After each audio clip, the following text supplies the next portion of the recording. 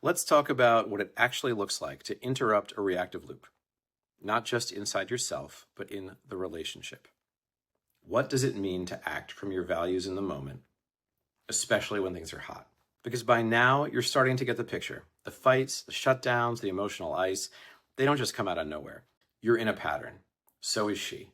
And even if it feels like it's all happening fast, or it's all about her tone, or her mood, or the weird thing that set it off, it's still a pattern. And if it's a pattern, you've got leverage. But let's be honest. You've probably tried some version of being the bigger person, or saying nothing, or saying something nice, or taking the hit just to end the argument, and it didn't actually change the tone between you.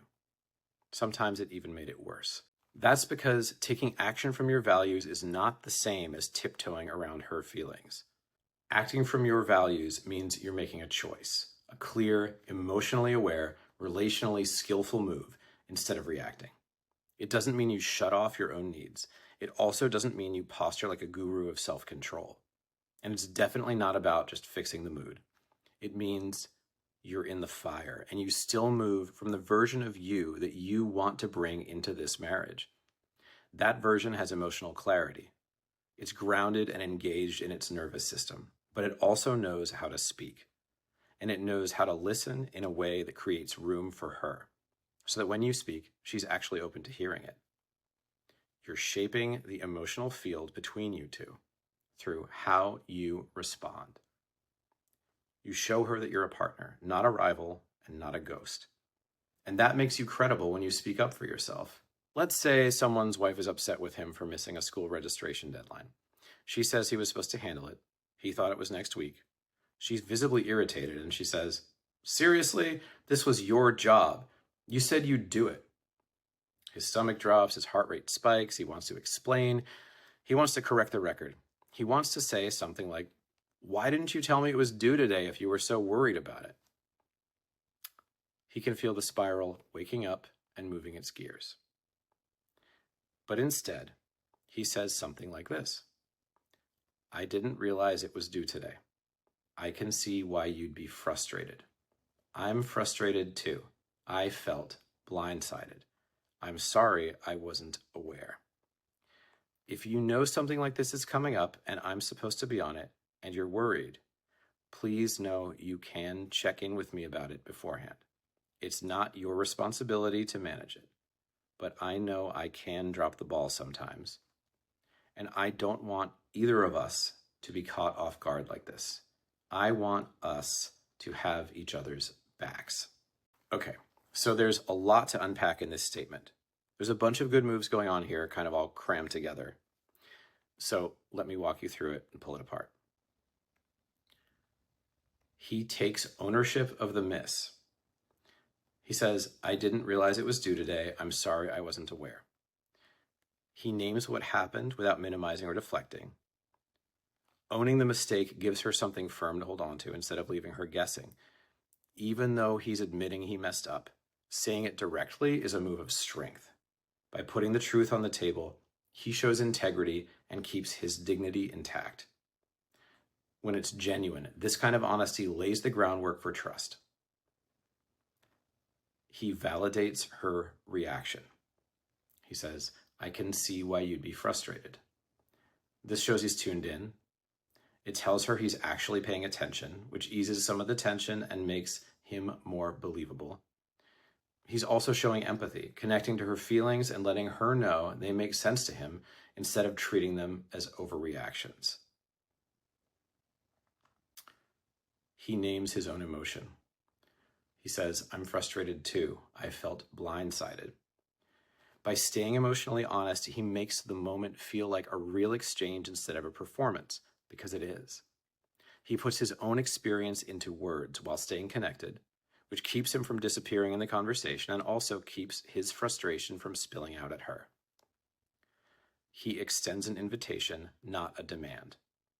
He says, "If you know something like this is coming up, you can check in with me." He doesn't dump the problem on her. Offering collaboration opens the door for them to handle it together instead of putting the weight on her shoulders. He keeps responsibility where it belongs. He says, "It's not your responsibility, but I know I can drop the ball." He shows he values partnership. He's open to her input, but he isn't leaning on her to manage him. He frames a shared goal.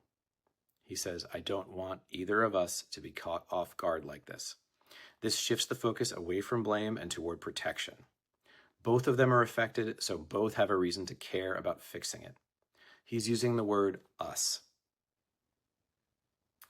He reaffirms the partnership. "I want us to have each other's backs," he says. He gives a positive vision for the marriage that includes loyalty and reliability.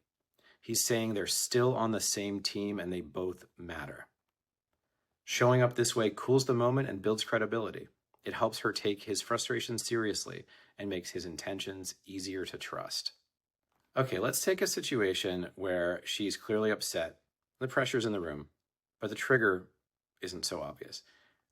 She says, "I don't know why I have to keep doing everything myself. It's like I live with a lazy roommate, not a partner." Here's what happens inside him. A shot runs through him.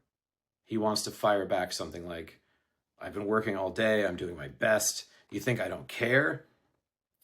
Part of him wants to storm out. Another part wants to freeze and just let her vent. He feels that old loop kicking in, either fight back or disappear. But he catches himself. He pauses, takes a deep breath, and presses his heel into the floor to ground himself in his body. And he chooses a different move. He says, "Okay, I hear that. You feel alone in this, and I don't want that to keep happening. I've been trying, but it sounds like I've been missing something. I want to understand what you're carrying right now. I know it's been a lot lately. I'm listening." Let's break down what's happening here. He has a full body reaction, but doesn't let it steer. The spike of heat, the urge to retreat or defend, it all shows up. But he notices it. That's the first win. He pauses long enough to choose a direction. Instead of charging forward or shutting down, he takes a breath and gives himself room to pick a better move. He names what's underneath her words. She called him a lazy roommate, or implied that he was a lazy roommate, but he doesn't take the bait. By saying, "You feel alone in this," he shows he can hear the deeper message behind the jab. He validates her experience without losing his own. He says, "I don't want that to keep happening." He acknowledges her frustration and shows he's taking it seriously. He also stays honest about his side. "I've been trying, but it sounds like I've been missing something," he says.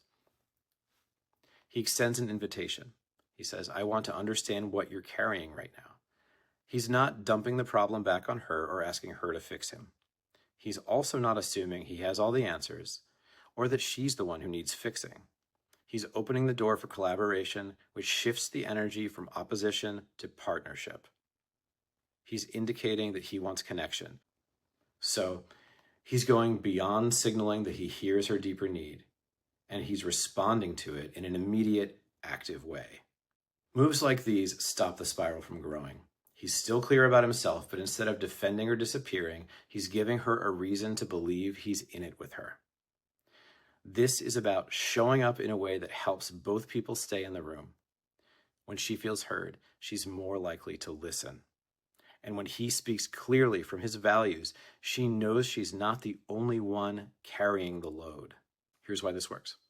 These moves change the climate, even if they don't guarantee a soft landing every time. They invite collaboration instead of shutdown. They increase the odds that something constructive will happen next. And over time, they reshape how the two of you function in the hard moments. You're not taking control of the relationship. You're not getting the final word. You're influencing the dynamic through engaged moves that say, "I hear you, I'm showing up, and I want this to work for both of us." You're retraining the system. You're showing up with clarity, emotional, verbal, physical, even when you're rattled. And you're making it easier for the next moment to go better. Because you didn't react, you didn't spin, you didn't disappear. You chose a response that fits your values. and you voiced it in a way that builds collaboration and invites connection. If you want to build influence in your marriage, this is how it begins. With emotionally intelligent, values-driven action. You're building trust through how you consistently carry yourself, even when things feel raw. If this is starting to click, then keep watching this series. In the next video, we're going to go deeper into how to rebuild trust.